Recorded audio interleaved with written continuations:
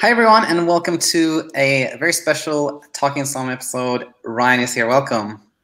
Thanks, man. Good to be here. Good to see you and talk to you.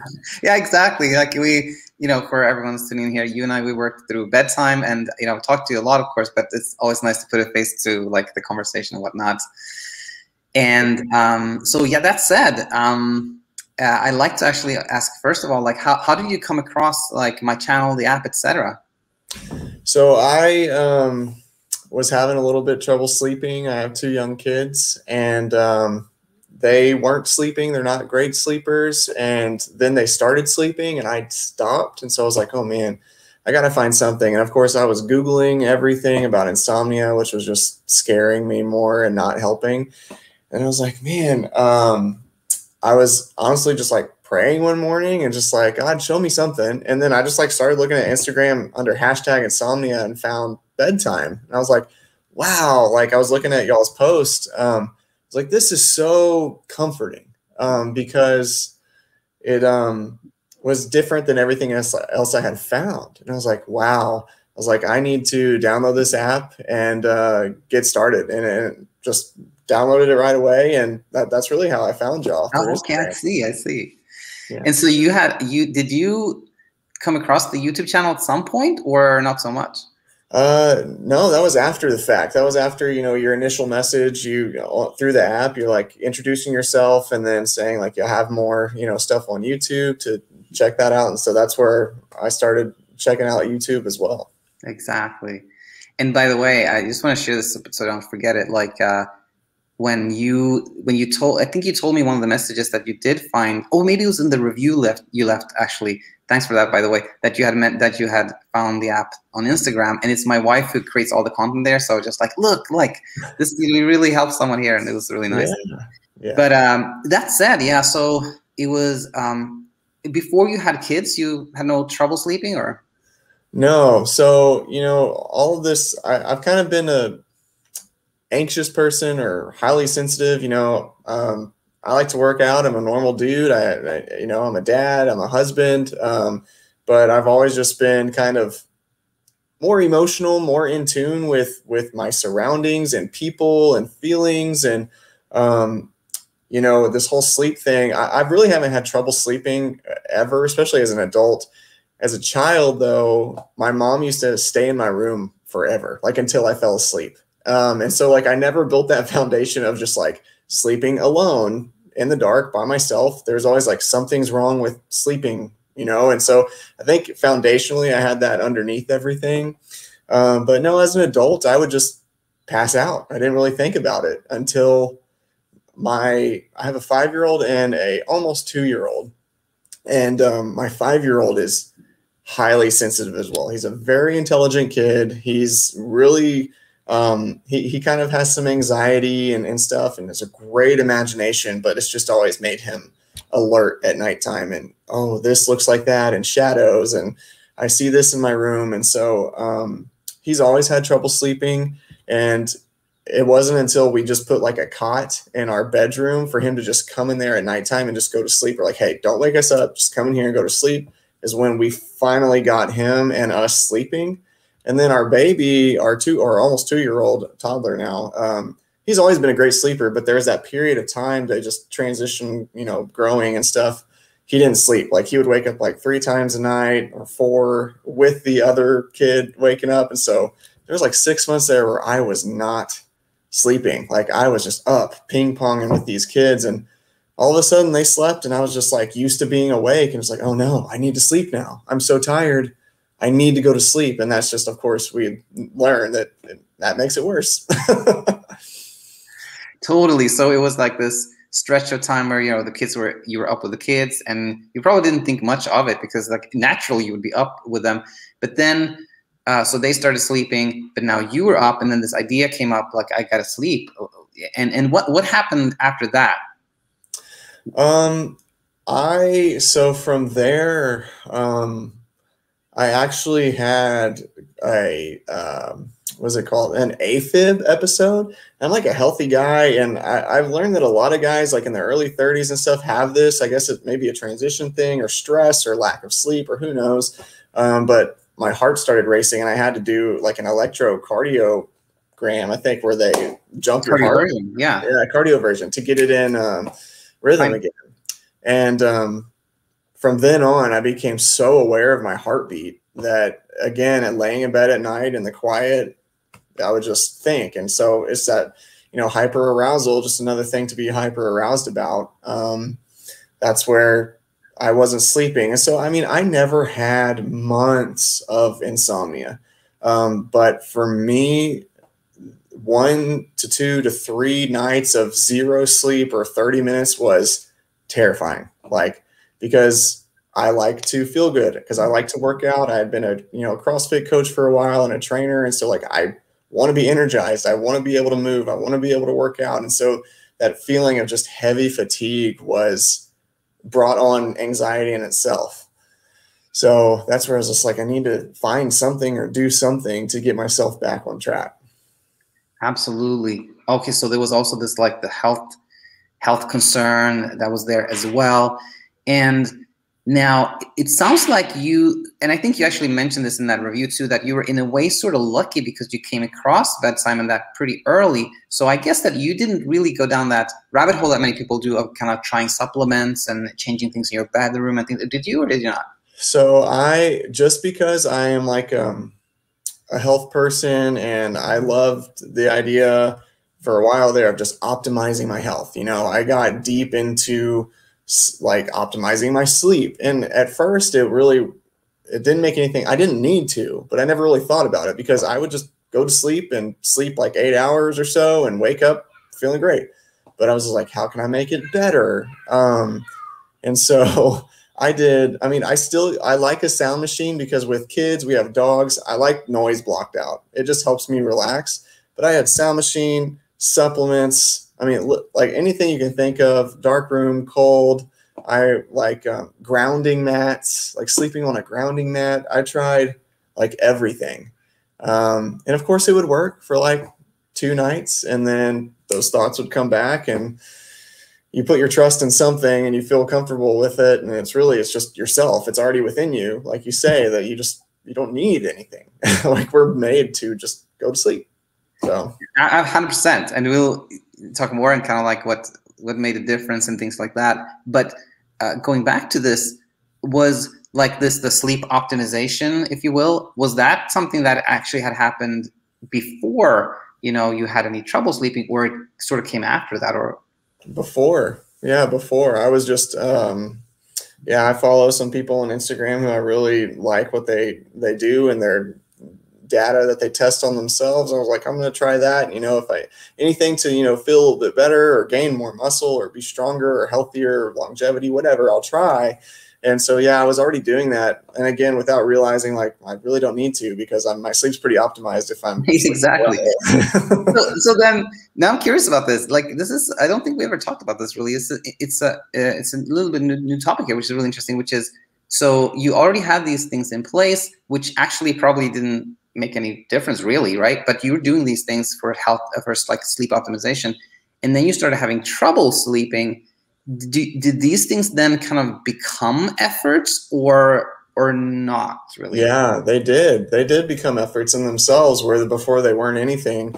Then they became like, well, this always worked, so I need to do this. I need to take this supplement at this time, or I need to get the kids down to bed so I can do this at this time. And time for me has always been like a thing. I've always been like hyper aware of time.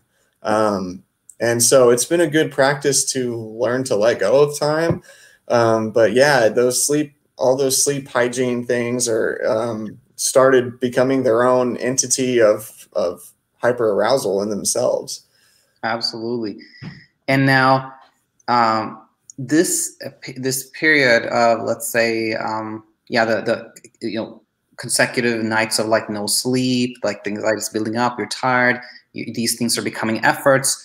And from how long of a stretch was it until you started working with me?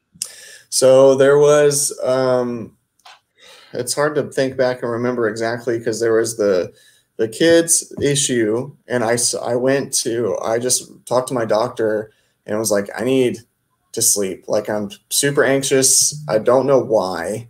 And I need to sleep. And so they prescribed a sleeping medication that's really like an antidepressant is what it was. And I did not like it. Like I'm not a fan of medication anyway. And taking it wouldn't take away the hyper arousal, the anxiousness. It just made me so tired that I would just fall asleep. But so sorry to interrupt, Ryan, but I think I see. Oh, so I understand now that during this time when the kids were up and you were up with them, it wasn't actually that you thought that this is completely normal, and you were anxious even then, even though there was sort of a reason for it. There was some anxiety around it too. Yeah, yeah, Totally. yeah. Just because you know, with what the literature that's all out there, when you Google stuff, you're like, if I don't sleep, I'm going to like eventually develop Alzheimer's, or I'm going to, you know, have all these health issues. And it's just the lack of education that I had at the time was creating more fear and more anxiety. And like I said, being a health person, really that idol that I had was like my health. And I hung onto that so tightly that I tried to control it and control everything else. And so it wasn't until learning through your education of just kind of letting go of control is really everything. And it transmits to so much more of life than just sleep. 100%. So I think it's probably like at least a stretch of some months then, I would say. Does that sound? It was about 2 months. Okay. 2 months, yeah. Okay. And so, yeah, that you have a clear picture of what was happening. And then you started, like, you downloaded the app, started working with me. And then what happened from there on? So I slept the first night that I downloaded the app. It was just the reassurance that, like, I was wrong with what I thought I knew was so comforting. And just having somebody telling me a different perspective that I hadn't tried yet, was really helpful and relaxing. And so I slept. And then, you know, there's several throughout the process as you're learning, you know, once that initial like comfort goes away and you're left with, you know, thoughts, because really what this whole thing is about was me not being okay with having anxious thoughts or intrusive thoughts or feelings that honestly, I believe just stems back from childhood now, that nighttime's not okay. You need to be asleep at night. You can't, and learning how to just like let those thoughts pass, like it's okay to acknowledge that. And we can talk more as you know, go through this process. But yeah, initially I slept. I'd have a couple speed bumps and reach out to you where, you know, you'd give me some more education, and then it's like, okay, it's all essentially back to letting go and stop trying to sleep. And, you know, and even now, like I slept great last night. I've been sleeping great. There's some nights where I don't sleep great. Like it takes me a while to fall asleep. There may be a little bit of hyper arousal. You know, the sun starts to set, feeling a little anxious. It's okay. You know, it's almost, you have to separate those two people in your head. There's like my rational self telling my anxious self, like, hey, I hear you. It's okay. Like we're safe. It's all good. Absolutely. And yeah, you know, it happens not rarely at all that, you know, someone like the first night that they come across the channel or the app or whatever it is, like sleep really, really well. But it's almost like, yeah, it's like you say, it's just the reassurance that, you know, I found something that will be helpful.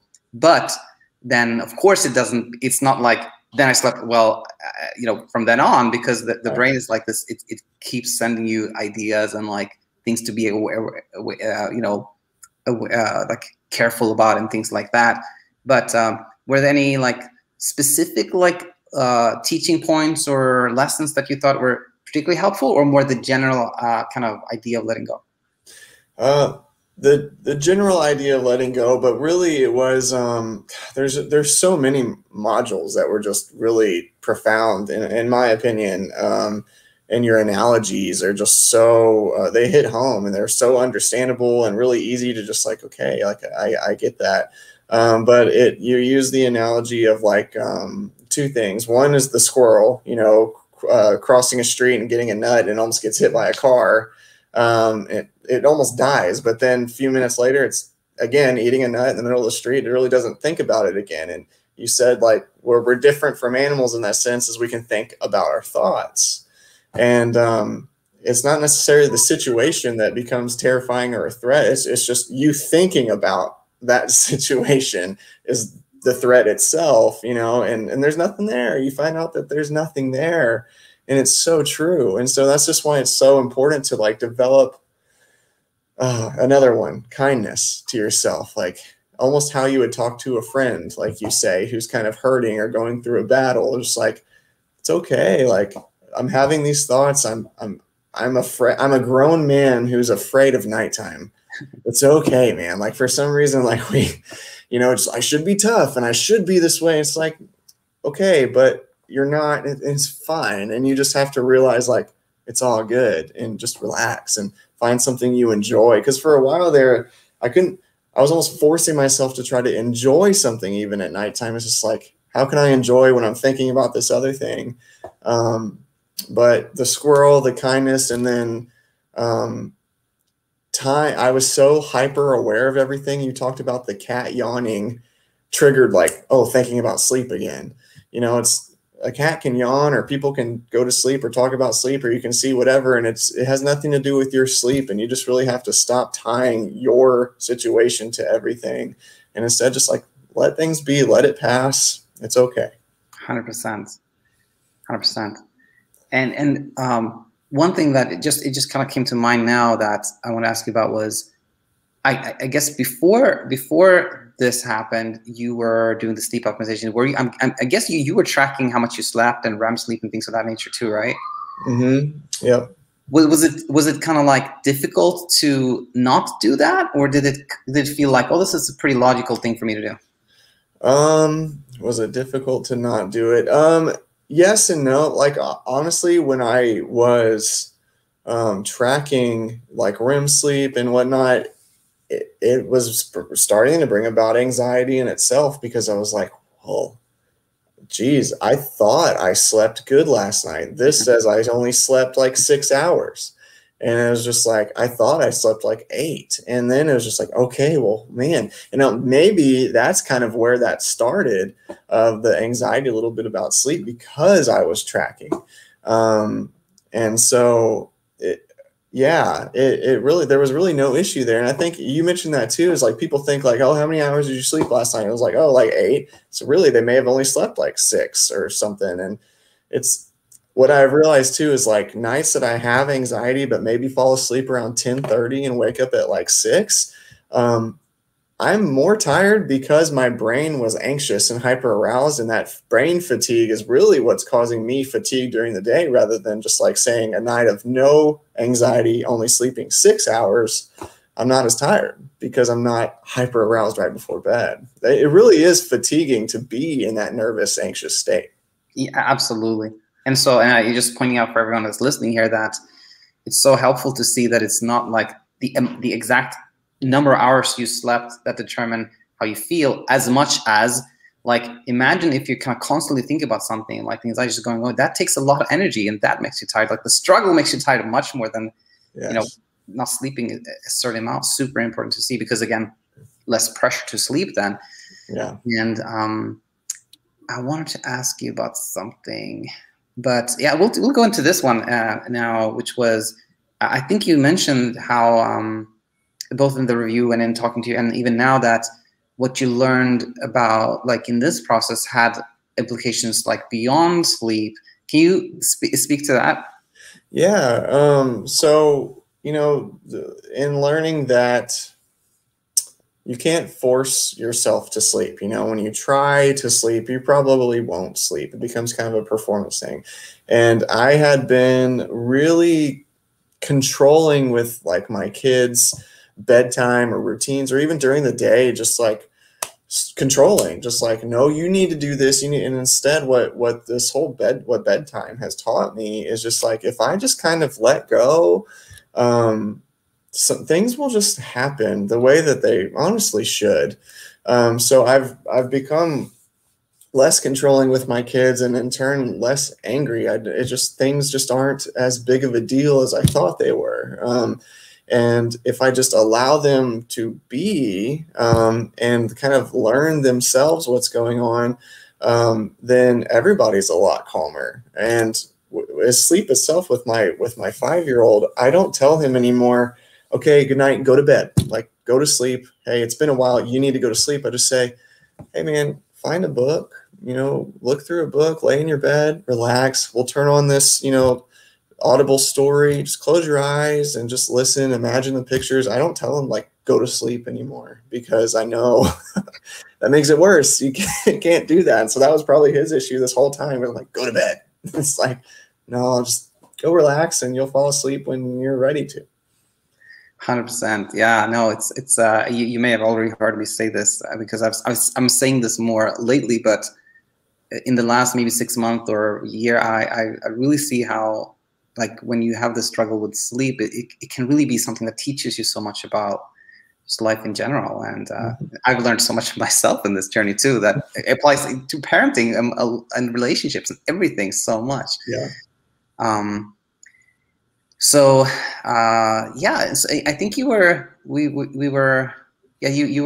with me for about 2-3 months. You graduated, and that was very recently. And I'm just talking because I'm thinking, like, is there anything more I need to ask here? But I don't think so. I think I want to say I would just want to ask you, maybe, like, just there are a lot of people that will recognize themselves when you shared how you were like you're into fitness, health goals and things of that nature, which of course is totally fine. There's no problem with that. But again, like, control can be, like, the desire for certain goals can spill over and be kind of not so helpful sometimes. So for someone that has, like, that listens to this and says, yeah, I'm just like Ryan. I share kind of his personality, if you will, and I have some trouble sleeping. What would your kind of, like, number one tip, or what would you like to share with that person?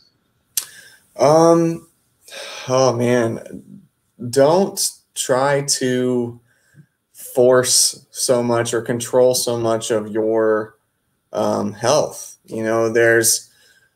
There's a lot you can't, you control what you can, and that's just the choices that you make each day, of just like what to eat or when to work out. But health lives on a spectrum, right? Because even with, say, like fitness, you can exercise too much to where it becomes unhealthy. You can eat too little or not enough of certain macronutrient to not be as healthy, So really it's just living in a balance of life itself and health, and sleep falls on that spectrum too. You can care too much about sleep. Like, you can care too much about your health where eventually you're not as healthy. And it sounds so paradoxical. And that's like everything that I have learned. Like, the paradox in this whole sleep struggle is insane. Like, it's so hard to comprehend. But once you understand that there is, like, a mystery to falling asleep and being okay with it, because that was me. I was just like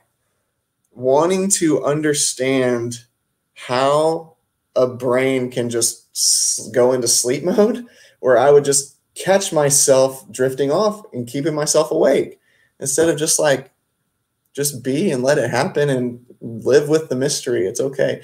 And so, yeah, my advice would just be, stop doing so much. Like, I know how you are, if you are like me, you're going to be so much more peaceful and happier if you just kind of let go of some things, for sure. 100%. So well said.